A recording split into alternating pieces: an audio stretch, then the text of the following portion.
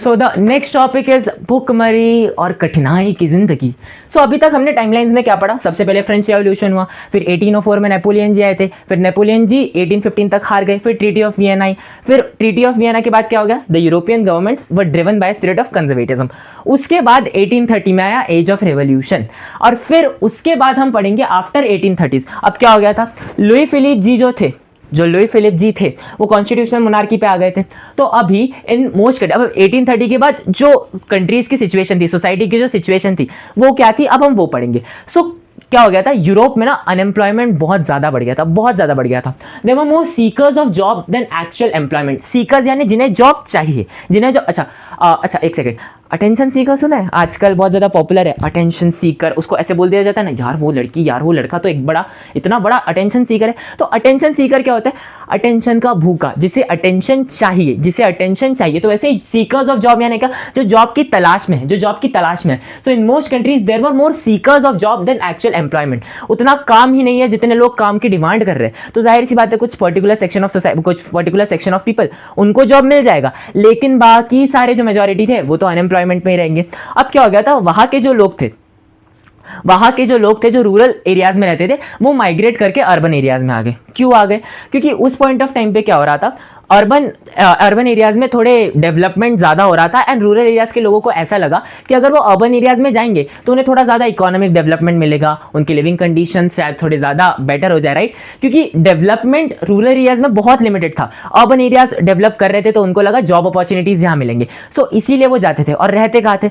अब बंगलो बांध के थोड़ी रहेंगे, नहीं तो इतना होता तो रूरल एरियाज में रहते ही क्यों? तो वो ओवर क्राउडेड स्लम्स में रहते थे, कुछ स्लम्स रहते थे, और वहाँ पे इतनी ज़्यादा पॉपुलेशन रहा करती थी, कहीं पे भी सो रहे हैं, कहीं पे भी खा रहे हैं, जगह नहीं है, लेकिन इतने लोग उतने कन्फाइंड स्पेस में ऐसे पड़े हुए हैं।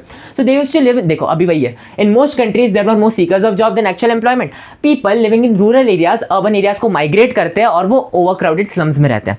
अब क्या हो गया था? आज तो तुम ये सेकेंडरी सेक्टर, मैन्युफैक्चरिंग, इंडस्ट्रीज वगैरह देखते हो ना, बड़ी बड़ी, ये सब इंग्लैंड से चालू हुआ था। वहां पे इंडस्ट्रीज पहली बार सेटअप होना चालू हुआ था। So due to industrial revolution in England क्या हो गया था? वहाँ के जो स्मॉल प्रोड्यूसर्स थे वो ज़्यादा प्रोड्यूस नहीं कर पाते थे, क्योंकि उनके पास ज़्यादा कैपिटल, ज़्यादा रिसोर्सेज नहीं होते थे।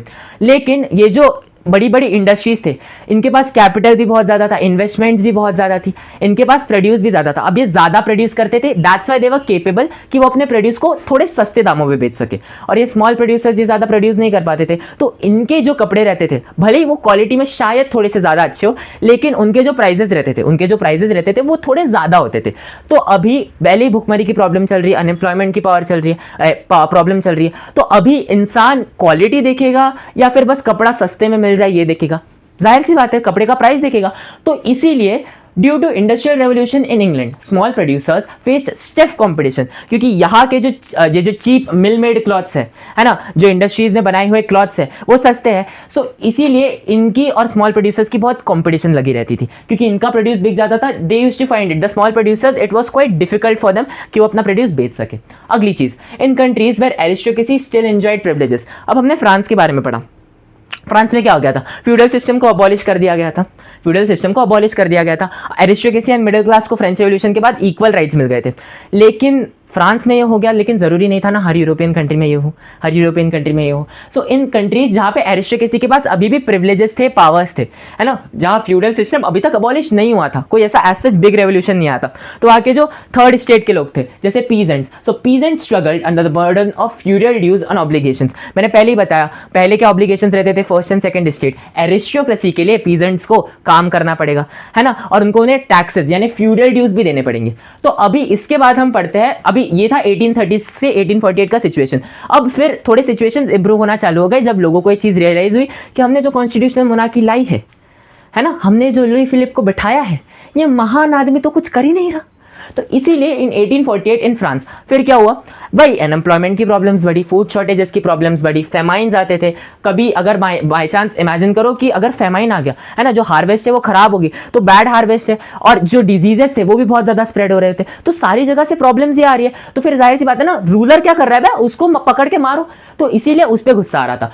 Food shortages and unemployment brought people of Paris on roads, रस्ते पे उतर आए पेरिस के लोग कि अब इस लुई फिलिप की तो ढाकी टिकी करेंगे बेटा। तो Louis Philippe was forced to flee. उसको पता था कि जैसे लुइस 16 का एक ज़माने में हाल हुआ था वैसे मेरा भी खात्मा हो जाएगा, तो इसीलिए वो पहली फुर्सत में भाग गया। He was forced to flee. अब जब ये चीज़ें चले गए तो फ्रांस में कुछ बदलाव आए, है ना। जो रूलर था वही भाग गया, तो अभी तो कोई रूलर नहीं है, तो अभी लोगों ने कुछ चेंजेस लाए ताकि ये जो भुखमरी की प्रॉब्लम्स है ना, इनको इंप्रूव किया जा सके। क्या चीज़ें लाई? जो नेशनल असेंबली पहले कॉन्स्टिट्यूशनल मोनार्की थी जिसका हेड कौन था? Louis Philippe. So now it was proclaimed as republic. Republic क्या होता है? When the head of the state, जो आपकी कंट्री को गवर्न करेगा, जो आपकी कंट्री को चलाएगा, है ना, the head of the state, वो एक इलेक्टेड पर्सन रहता है, लोग मिलकर वोट देकर उसे चुनते हैं। So head of the state was elected. तो क्या हो गया? जो नेशनल असेंबली पहले कॉन्स्टिट्यूशनल मोनार्की थी उसे रिपब्लिक में चेंज कर दिया। Granted universal suffrage male rights, यानी उस टेरिटरी के अंदर जितने भी मेल्स हैं, जो अडल्ट है 21 साल के ऊपर है, उनको वोटिंग राइट्स दे दिया। सफरेज राइट्स यानी voting rights. So granted suffrage rights to all man above the age of 21। अब अनएम्प्लॉयमेंट की प्रॉब्लम चल रही थी, तो उसको सॉल्व करने के लिए, उसको टैकल करने के लिए क्या किया? दे गारंटीड राइट टू वर्क। उन्होंने बोला कि हम अलग अलग प्रोविजंस करेंगे, अलग अलग चीजें करेंगे जिससे अनएम्प्लॉयमेंट की अनएम्प्लॉयमेंट की प्रॉब्लम को हम सॉल्व करेंगे। सो उन्होंने गारंटी किया राइट टू वर्क। अब इसके लिए उन्होंने क्या किया? नेशनल वर्कशॉप सेटअप की, अलग अलग जगह वर्कशॉप सेटअप की जहां लोग जा सकते थे और एम्प्लॉयमेंट मांग सकते थे। सो नेशनल वर्कशॉप्स वो सेटअप टू प्रोवाइड एम्प्लॉयमेंट, इसकी प्रॉब्लम्स को सॉल्व करने के लिए। ये था इनका। अभी क्या होगा? अभी हम क्या पढ़ेंगे कि जैसे फ्रांस में जब रेवोल्यूशन हुआ तो अच्छी चीजें हुई, है ना, जब लिबरल इनिशिएटिव्स लिए गए तो ये सारी चीजें हुई, राइट टू वर्क हुआ, कॉन्स्टिट्यूशनल मोनार्की हट गई। तो इसी को देखते हुए कौन इन्फ्लुएंस हुआ? इसी को देख के अब जर्मनी इन्फ्लुएंस होगा, वहां एक लिबरल रेवोल्यूशन आएगा जो अल्टीमेटली फेल हो जाएगा। इसके बाद हम पढ़ेंगे 3 revolution, German revolution, Italian revolution and Britain revolution. Very very very important. आपके एग्जाम में 5 मार्क के क्वेश्चन के सबसे लाइकली जो चीजें होती है ना, जो पूछे जाएगी, वो इन तीनों रेवोल्यूशन से ही पूछ सकते हैं। आपके जो 5 मार्क के क्वेश्चन आते हैं वो और में आते हैं कभी भी, है ना, वो और में आते हैं। तो ऐसा हो सकता है पूछे कि इधर इटालियन रेवोल्यूशन बताओ या जर्मन, सॉरी, एक तो इटालियन यूनिफिकेशन बनाओ कि इटली के अलग अलग स्टेट्स जो स्कैटर्ड थे, है ना, जो प्रिंसिपैलिटीज थी, उनको हमने एक साथ यूनाइट करके एक नेशन स्टेट कैसे बनाए। Same with Germany, same with Britain. इसके बाद हम एलिगरीज के बाद हम एलिगरीज के बारे में पढ़ेंगे एंड उसके बाद हम बैल्कन्स के बारे में पढ़ेंगे। आई होप इस